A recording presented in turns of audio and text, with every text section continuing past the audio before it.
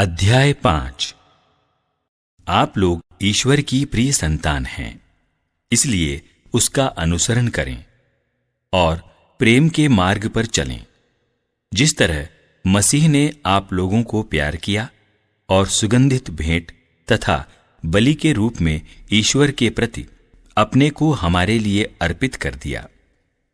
जैसा कि संतों के लिए उचित है, आप लोगों के बीच किसी प्रकार के व्याभिचार और अशुद्धता अथवा लोभ की चर्चा तक न हो, और न भद्दी, मूर्खतापूर्ण या अश्लील बातचीत, क्योंकि यह अशोभनीय है, बल्कि आप ईश्वर को धन्यवाद दिया करें। आप लोग यह निश्चित रूप से जान लें कि कोई व्याभिचारी, लंपट या लोभी जो मूर्ति पूजक के बराबर है, मसीह और ईश्वर के राज्य का अधिकारी नहीं होगा। कोई निरर्थक तर्कों से आप लोगों को धोखा न दे।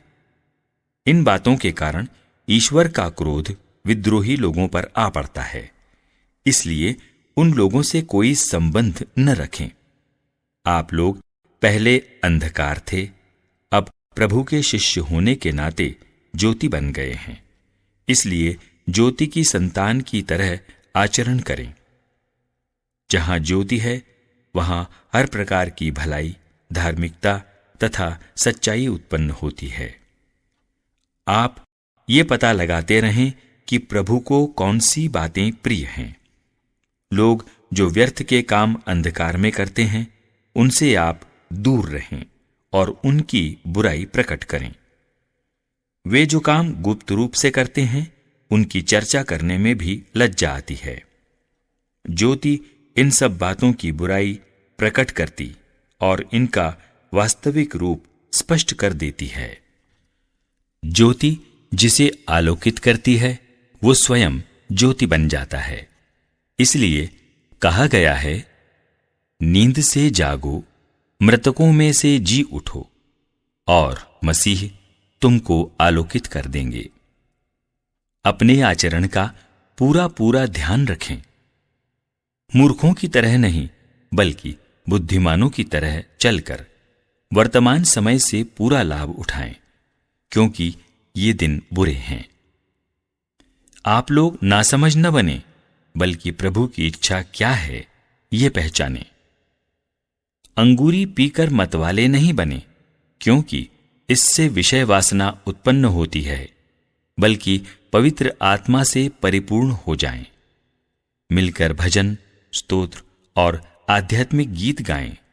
पूरे हृदय से प्रभु के आदर में गाते बजाते रहें।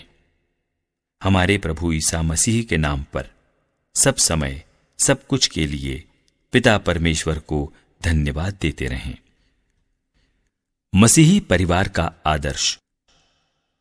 हम मसीह के प्रति श्रद्धा रखने के कारण एक दूसरे के अधीन रहें। पत्नी प्रभु जैसे अपने पति के अधीन रहे।